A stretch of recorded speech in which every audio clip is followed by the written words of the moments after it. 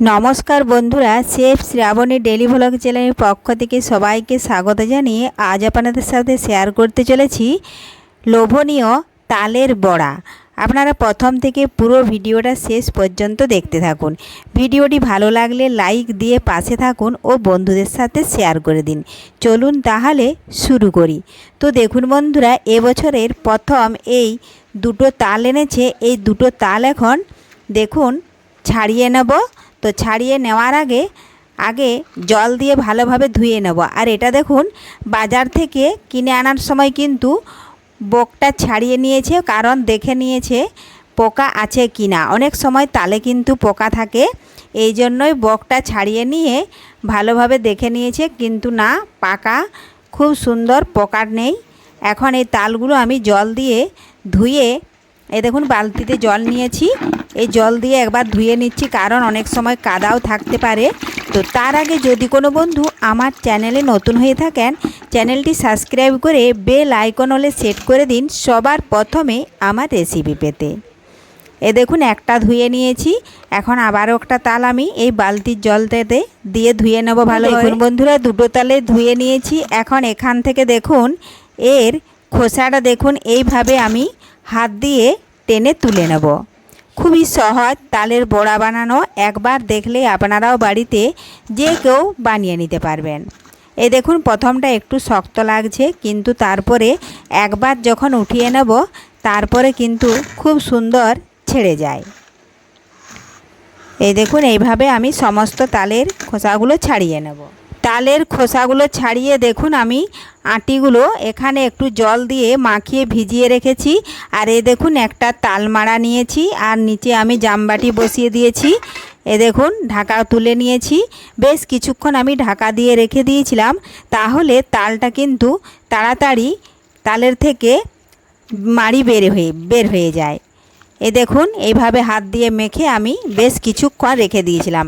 এখন এই তালমড়া দিয়ে দেখুন এইভাবে একটু চাপ দিয়ে ঘষে নিলেই কিন্তু দেখুন তাল থেকে কি সুন্দর মাড়ি বের হয়ে যাচ্ছে। আর নিচে একটা আমি জামবাটি বসিয়ে দিয়েছি, আর একটুকুও নড়বে না, খুব সহজেই তাড়াতাড়ি তালের থেকে মাড়ি বের করে নেওয়া যায়। এ দেখুন এইভাবে সমস্ত তালগুলো আমি আটিগুলো মেরে নেব।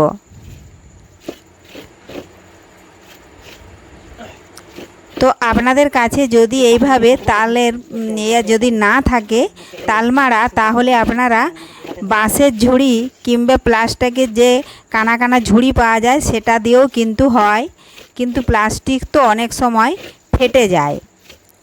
তবে হালকা চাপ দিয়ে যদি বের করতে পারেন তালের মাড়ি, তো বের করানো যাবে। খুব সাবধানে চাপ দিতে হবে যেন ভেঙে না যায়। আর এই তালমাড়াগুলো কিন্তু বেশিরভাগ মেলার সময় পাওয়া যায়, কিংবা অন্যান্য কোনো দোকানে, স্টেশনারি দোকানও খোঁজ করে দেখবেন যদি পাওয়া যায়।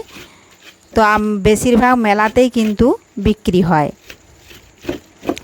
দেখুন একটা হয়ে গেছিলো, আমি কিন্তু আঁটিটা সরিয়ে দিয়েছি, দিয়ে আবারও একটা কিন্তু নিয়ে নিয়েছি। এই দেখুন সমস্ত তাল থেকে মাড়ি বের করে নিয়েছি। আর এখন কিন্তু একটা আমি জালি দিয়ে ছান্তা নিয়েছি, ওই ছান্তার মধ্যে দেখুন অল্প অল্প দিয়ে কিন্তু আমি ছেঁকে নেব, কারণ অনেক সময় তালের থেকে সুতো সুতো যে দেখা যায় সেগুলো কিন্তু পেরিয়ে গেছে। আর এইভাবে যদি ছাঁকনি দিয়ে না ছাঁকা হয় তাহলে কিন্তু অনেক সুতো বেরোবে, তো সেটাও আপনাদেরকে দেখাচ্ছি। আর আপনাদের কাছে যদি ছাঁকনি না থাকে তাহলে নতুন মশারি যদি থাকে তো মশারি দিয়েও ছেঁকে নিতে পারেন এইভাবে, তাহলেও কিন্তু এই দেখুন চঁচগুলো আছে তালের, এগুলো কিন্তু ছাঁকা হয়ে যায়। তখন খাবার সময় কিন্তু একদম সুতো লাগবে না। দেখুন এইভাবে কম কম করে আমি বের করে নিচ্ছি, ছেঁকে নিচ্ছি। আমি এইভাবে হাত দিয়ে দেখুন গলিয়ে নেব, একদম এক টুকরো সুতো পেরোবে না। খেতে কিন্তু খুবই ভালো লাগে এইভাবে ছেঁকে করে, যদি রুটি, পরোটা কিংবা যদি পিঠে বানানো হয় বা পকোড়া, খুবই টেস্ট খেতে। আর যদি না ছাঁকা হয় তাহলে কিন্তু খেতে খেতে অনেক ডিস্টার্ব হবে। এক কামড় দিলেই কিন্তু দাঁতে সুতো লেগে যাবে, তখন বিরক্তি ভাব আসে। এই জন্যই দেখুন আমি হাঁড়িকাটাতে এখন ঢেলে নিয়েছি। আর দেখুন এইভাবে একটু সামান্য জল দিয়েছিলাম আর গ্যাস ধরিয়ে বসিয়ে দিয়েছি। বেশ কিছুক্ষণ আমি এখন ফুটিয়ে নেব। যখন কিন্তু ফোটানো হয়ে যাবে তাল থেকে কিন্তু অনেকটাই একটা বেশ সুন্দর সুগন্ধি গন্ধ আসবে, তখন কিন্তু আমি নামিয়ে ঠান্ডা করে নেব। আর নামিয়ে গরমে কিন্তু ঢাকা দেওয়া যাবে না, তাহলে নষ্ট হয়ে যাবে। যেহেতু আমাকে ঠান্ডা করে পকোড়া বানাতে হবে, ঢাকা না দিলে কিন্তু তাড়াতাড়ি ঠান্ডা হয়ে যাবে। এই দেখুন এইভাবে ফুটিয়ে নিতে হবে। আর এই সময় শ্রাবণ মাসে যদি তাল খাওয়া হয় তাহলে কিন্তু একদম পোকা হয় না। ভাদ্র মাসে যদি তাল আনা হয় তা ভাদ্র মাসের তালে কিন্তু অনেক সময় পোকা বের হয়।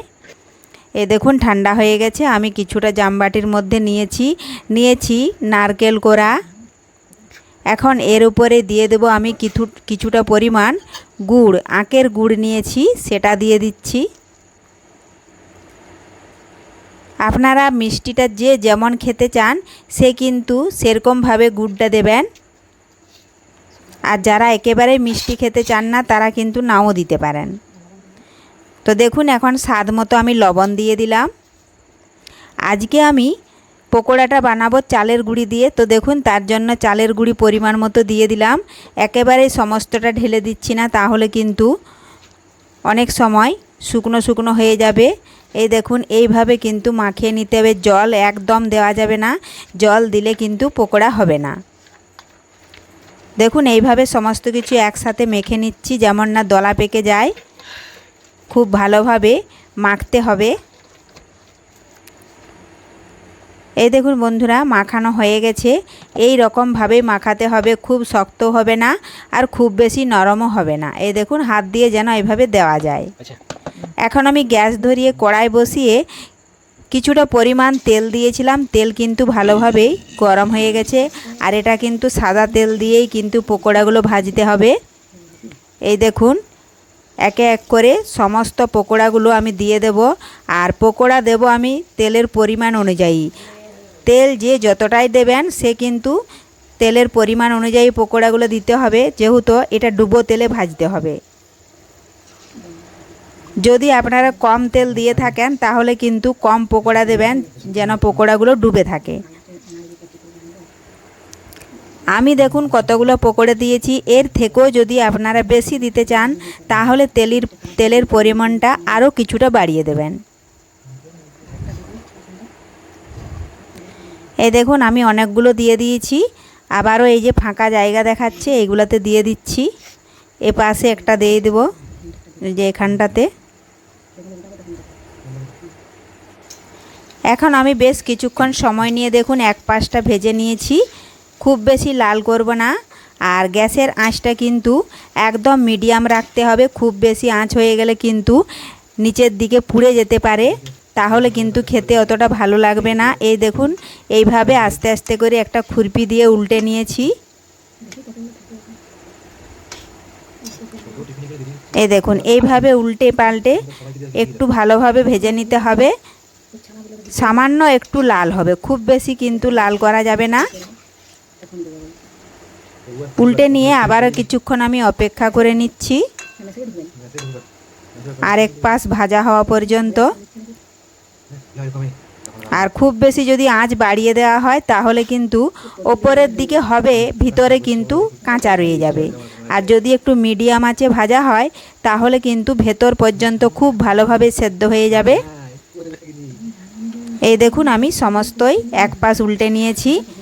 আর এখন কিন্তু দুপাশেই দেখুন লাল লাল করে ভেজে নেব। খুব বেশি লাল করছি না। এই দেখুন এখন ছান্তা দিয়ে আমি তুলে তেলটা ঝরিয়ে নেব। সমস্ত যদি একসাথে না তোলা যায় তাহলে কিন্তু এই খুরপিটা দিয়ে দেখুন এইভাবে টেনে তুলে দিতে হবে। আর একবারেই কিন্তু তুলে নিতে হবে, যদি কিন্তু রয়ে যায় তাহলে সেগুলো কিন্তু পুড়ে যাবে। দেখুন তেলটা এইভাবে ঝরিয়ে নিয়েছি। আর পকোড়াগুলো দেখুন আমি এইভাবে তুলে নিচ্ছি। আজকের এই পকোড়া রেসিপি আপনাদের ভালো লাগলে লাইক, শেয়ার, কমেন্ট করতে ভুলবেন না। ধন্যবাদ।